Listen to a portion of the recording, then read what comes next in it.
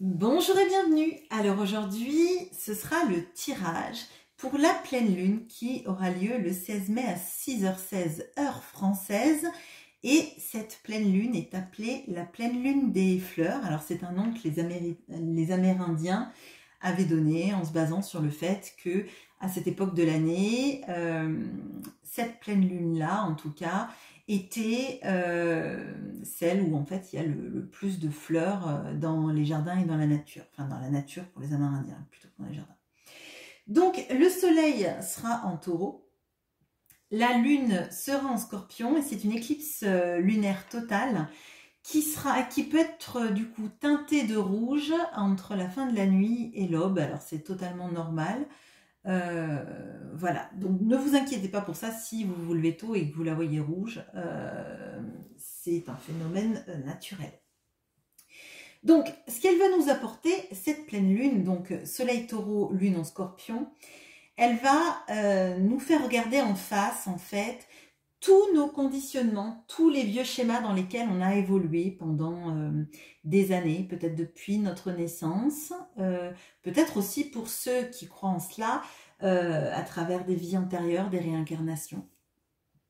Il y a des émotions enfouies qui peuvent ressortir. Alors je dirais que même couplé à Mercure rétrograde actuellement, il est possible même qu'il y ait peut-être des ex qui reviennent, pas forcément ceux que vous attendez, mais peut-être qu'avec avec leur retour, il y a tout un bagage passé qui peut revenir dans votre vie. C'est pour vous faire travailler en fait des choses qui n'ont pas été peut-être guéries, des blessures qui sont en sommeil et on va vous demander de peut-être les regarder en face pour vous permettre à vous de vous en détacher, d'évoluer.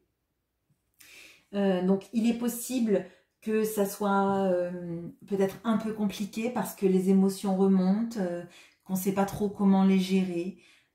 Vous serez peut-être un peu plus agacé, mais c'est normal. C'est un processus qui fait que ça remonte à la surface pour être épuré. Donc ne vous inquiétez pas, c'est totalement normal. Si c'est un peu inconfortable, eh ben c'est qu'un mauvais moment à passer et ça peut vous aider en fait à voir qu'il restait des petites choses au fond qui sont agaçantes, qui titillent et que vous allez pouvoir enlever et avec lesquelles vous vous sentirez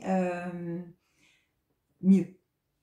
Alors, on va regarder, donc comme d'habitude pour les personnes qui viennent régulièrement sur la chaîne, je fais un tirage pour voir où vous en êtes, ce qui vous embête, ce que vous pouvez aimer, ce que vous ne pouvez pas aimer, votre talent, votre tentation, votre quête et l'énergie qui vous accompagne.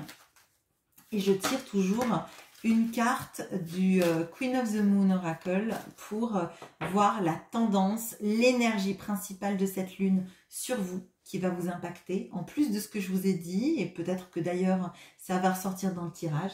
Et après, je fais le tirage avec le tarot de l'année. Allez, c'est parti. Quelle est l'énergie de cette pleine lune du 16 mai ?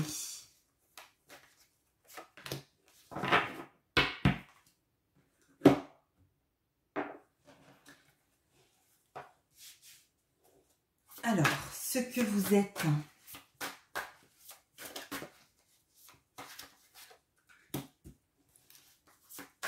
ce qui vous embête,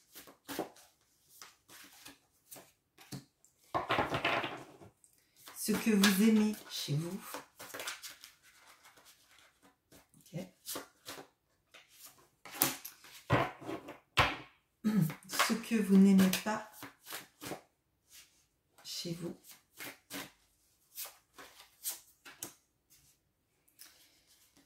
Votre talent, votre tentation,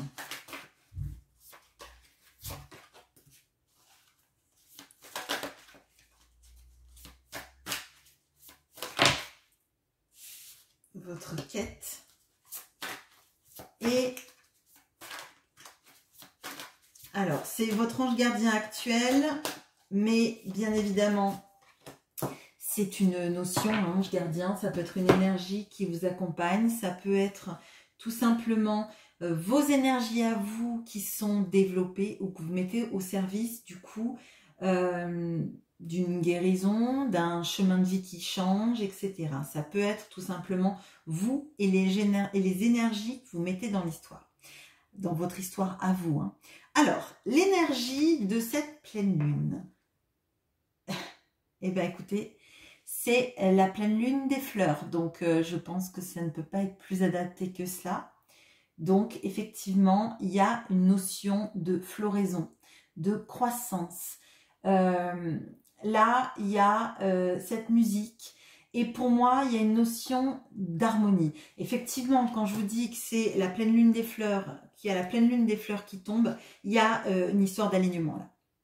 Il y a une histoire de se sentir aligné avec là où on en est dans la vie, le chemin qu'on prend et vers quoi on se dirige. Donc pour moi, là, je le ressens très fort, c'est vous allez être aligné. Alors peut-être qu'effectivement, il y a des choses qui vont remonter, comme je vous ai dit, mais en fait, c'est pour le bien. Si ça remonte, c'est parce que c'est en fait des boulets que vous ne voyez pas qui étaient à vos pieds et on vous les met devant en vous disant tu peux pas les ignorer parce que dans ta vie, il va falloir que tu avances.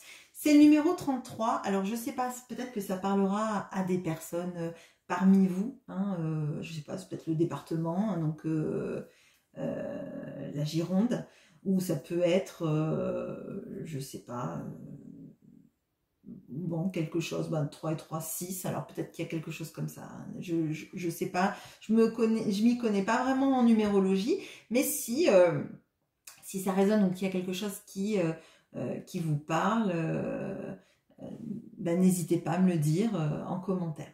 Mais là, pour moi, il y a un alignement. Vous êtes aligné et on voit là d'ailleurs le tirage, il y a l'alignement de ça, il y a l'harmonie qui commence à se créer parce qu'on est aligné entre ce qu'on veut et là où on va. Alors, ce que vous êtes actuellement, on a le roi de bâton. Alors, là, pour moi, il y a de l'assurance. Il y a aussi cette notion avec la salamandre.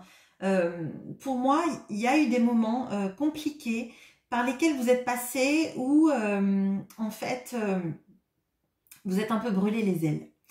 Et on vous dit, vous êtes brûlé les ailes. C'est compliqué, ça a été compliqué, mais là, vous êtes un roi de bâton. Le roi de bâton, c'est un roi de feu. C'est quelqu'un qui n'a pas peur du feu. Le feu, il brûle, mais le feu aussi, il permet au phénix de renaître de ses cendres. Donc pour moi, en fait, il y a des blessures que vous avez vécues. Il y a des moments qui vous ont peut-être mis à terre, mais maintenant, vous êtes en train, en fait, d'intérioriser que ces blessures, elles font partie de vous, qu'elles vous ont permis aussi de comprendre des choses par rapport à votre vie, par rapport à ce qui n'était peut-être pas en place. Peut-être que justement, jusqu'à présent, et là on voit qu'il n'y a pas cette énergie, on voit qu'il y a les choses qui se mettent en place, vous n'avez peut-être pas été aligné avec ce que vous désiriez vraiment. Et enfin, les choses se décantent et enfin, vous comprenez que c'est vous qui avez le bâton. Le bâton brille comme brille en fait le manche du violon. Et pour moi, il irradie là. Il y a cette harmonie que vous maîtrisez en fait. Vous maîtrisez votre pouvoir, vous maîtrisez votre charisme et votre capacité à vous en sortir, à prendre des leçons, à les manipuler, ces leçons-là, pour qu'elles vous permettent à vous d'évoluer. Là, il y a beaucoup de pouvoir en vous. Peut-être que vous n'en êtes pas conscient ou consciente énormément, mais je pense que tout ce par quoi vous êtes passé, qui a été difficile, qui vous a brûlé, en fait, c'est quelque chose que maintenant vous avez intériorisé, qui ne se reproduira plus et dont vous pouvez vous servir maintenant comme une force. Ce qui vous embête, on a le 6 de bâton. Alors, ce qui vous embête, on a une notion de... là, le 6 de bâton, ça peut être vu comme la victoire, la reconnaissance de ses pairs. Mais pour moi, le roi de bâton, il est au-dessus de ça. Le roi de bâton, il n'a pas forcément besoin d'être reconnu pour exister, d'avoir la validation pour exister, parce que en lui-même, ce roi de bâton, il en impose en fait. Donc, peut-être qu'autour de vous, les gens ne vous valorisent pas à la hauteur de ce que vous êtes, mais et ça vous embête peut-être parce que vous vibrez ça, vous vibrez ce changement, vous vibrez cette maîtrise, et pour autant, c'est comme si c'était pas vu de l'extérieur. Mais moi, ce que je ressens là-dedans, c'est que, en fait, c'est les lauriers, c'est bien, la reconnaissance, c'est bien, mais ça nourrit pas en fait un être entier en fait. Ça va vous nourrir le temps de, parce que c'est bien de se sentir valorisé quand on fait des choses, mais en fait le pouvoir il est dans vos mains. C'est vous qui avez le sceptre en tant que roi de bâton. C'est vous qui maîtrisez le jeu en fait. C'est vous qui maîtrisez votre propre pouvoir personnel. Et ce n'est pas l'aval des autres, la validation extérieure qui fait que vous êtes un roi ou pas, en fait. En l'occurrence, le roi, vous l'êtes. Vous n'avez pas besoin de la validation des autres pour être qui vous êtes. Ce que vous aimez chez vous. Alors, on a la grande prêtresse. Alors là, je pense que parmi vous, il y a beaucoup de personnes qui ont des ressentis des situations. Là, et ce que je vous disais, c'est que il y a des choses qui vont remonter à la surface. Alors, au fond, je pense qu'au fond, vous savez tout ce qui va remonter là pour cette pleine lune. Vous savez, vous avez des intuitions qui sont fortes. Et là, on vous dit, en fait, vous pouvez faire confiance à vos intuitions parce qu'elles vous guident sur le bon chemin. Et je pense que vous aimez avoir ce ressenti et voir que ce ressenti se valide en fait. Et vraiment, là, pour moi, vous devez faire confiance à votre intuition. Peut-être que vous appelez ça de l'instinct, hein, ça c'est vous qui mettez le nom que vous voulez dessus. Mais parmi les choses qui vont remonter, vous savez ce qui va remonter. Vous savez que ça risque peut-être de secouer, mais ce n'est pas une fin en soi. Parce que ces choses-là, elles sont là, comme je vous ai dit, pour être épurées. Vous savez ce qui va remonter et vous savez aussi que ce sont des choses que vous devez traiter pour aller mieux. Donc, pour moi, vous êtes en maîtrise totale, là, de votre enjeu. Je dirais même pas de votre jeu, de votre enjeu personnel. Alors, ce que vous n'aimez pas chez vous, on a l'as d'épée. Alors j'ai l'impression que là, alors pour moi, l'as d'épée, c'est la vision claire des choses, le besoin d'avoir un éclairage des choses. Et là, j'ai l'impression qu'en fait, ça vous agace un petit peu de devoir toujours comprendre les situations et les éclairer, parce qu'au fond, vous les ressentez, elles existent, et c'est comme si, là, il y a quelque chose de vraiment de la validation de l'extérieur et de la validation par les mots de ce que vous ressentez. Et c'est un peu dichotomique, parce qu'en fait, vous êtes le roi de bâton, vous avez le game, vous avez le charisme, vous avez la force, les projets qui sont dans vos mains, la potentialité dans vos mains, vous avez l'intuition, vous savez que vous avez l'intuition, que les choses, vous les sentez, vous les pressentez, vous les vibrez. Et pour autant, les empêchements, les choses que vous n'aimez pas, c'est le besoin d'être reconnu par les autres pour exister. Il y a une validation de ce que vous êtes, dont vous avez besoin et dont je pense que ce tirage vous invite à vous détacher. Et aussi le pouvoir des mots, vous aimez, je pense que vous aimez analyser, vous aimez comprendre, et il y a quelque chose en fait qui est un peu en opposition là. On vous dit, si les choses, elles vibrent, faites confiance à l'intuition, faites pas forcément confiance aux mots et à votre besoin de mettre des mots sur les mots en fait. Les choses, on vous invite à les vibrer, pas forcément à les décortiquer analytiquement, avec des mots. et dans les conversations avec les autres. En plus, avec un Mercure rétrograde, faites attention à vos communications parce que parfois, les gens vont employer des mots qui ne seront pas les bons. Et vous aussi, d'ailleurs. Et moi, ça m'arrive très souvent. Et en Mercure rétrograde, c'est compliqué. Parfois, je peux utiliser des mots pour d'autres. Et comme j'ai aussi besoin d'utiliser les bons mots, ça m'agace. Et voilà. Donc, pour moi, vous aimez toujours avoir les mots. La communication, c'est important. Comprendre le sens des mots, le sens des paroles, le sens des choses, c'est important. Mais là, en fait, on vous invite plutôt à vibrer qu'à vous attacher sur le mot qui sera peut-être pas le bon parce que votre interlocuteur, et il va peut-être être maladroit, peut-être qu'il a un champ lexical plus restreint que le vôtre et ça risque de coincer. Soyez-en conscient, consciente en fait. Alors, votre talent. Alors, on a cette magnifique reine de coupe. Donc, votre talent, c'est un talent pour moi d'empathie.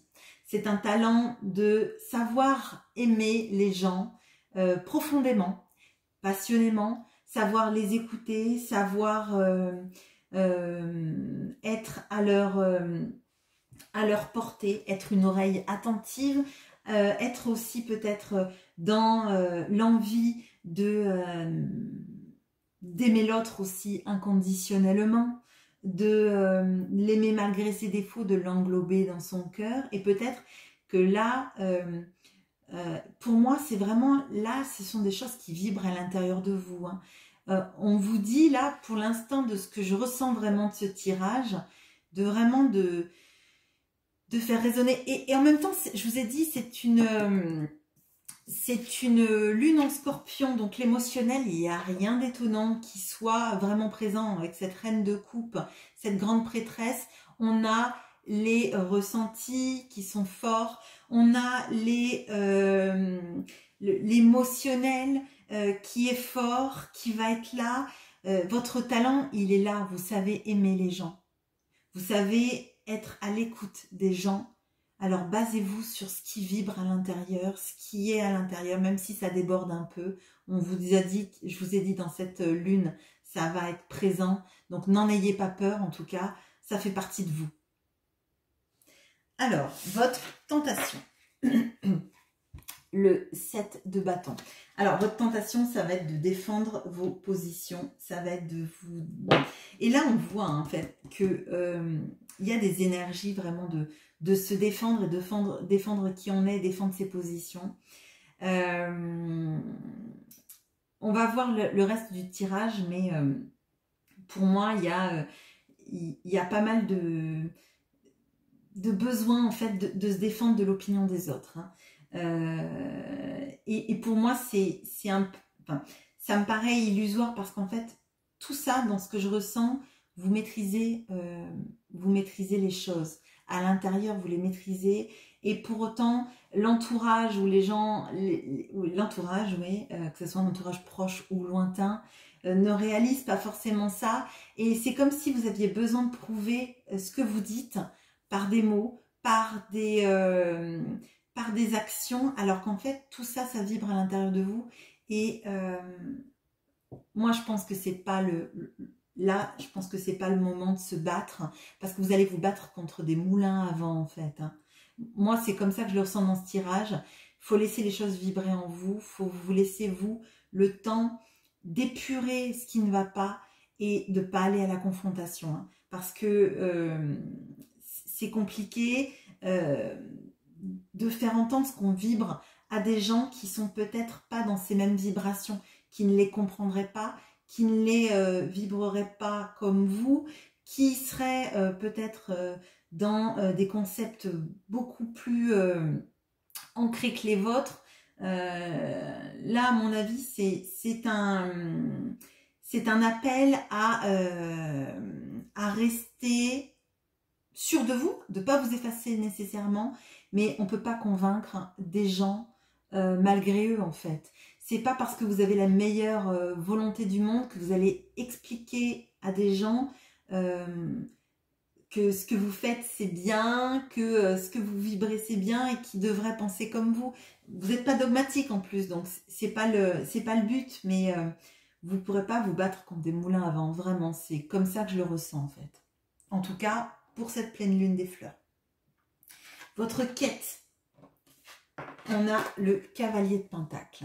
Alors, le cavalier de Pentacle, avec cette femme qui ressemble à Daenerys, pour moi, là, il y a une envie d'aller au bout d'un projet, sur quelque chose d'un ancrage et d'une transformation, mais qui prend du temps. Et pour moi, vous savez qu'il y a une transformation qui est en train de se faire en vous, dans votre vie, dans votre manière d'appréhender les choses. Vous aimeriez embarquer avec vous plein de gens que vous aimez. Pour l'instant, je pense que ça risque d'être compliqué. Vous aimeriez aussi que les gens voient à quel point vous changez et à quel point vous évoluez. Mais en fait, pour moi, cette pleine lune, elle est centrée sur vous principalement. Sur vous et votre changement et pas forcément faire comprendre aux autres que vous changez. Il y a un travail de longue haleine que vous avez commencé à mettre en place déjà. Et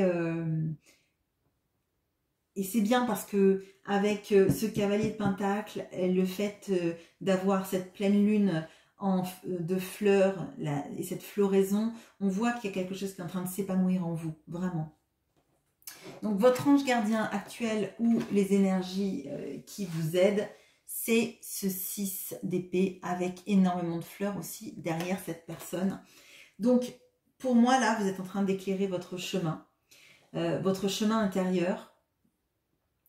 Vous avez cette force en fait de quitter vos anciens schémas. Et c'est ce que je vous disais dans cette pleine lune des fleurs, on vous confrontera à vos anciens schémas, vos schémas limitants, vos schémas de pensée limitantes, peut-être des blessures du passé, mais qui vous ont permis de grandir et d'évoluer et d'apprendre à prendre votre propre chemin.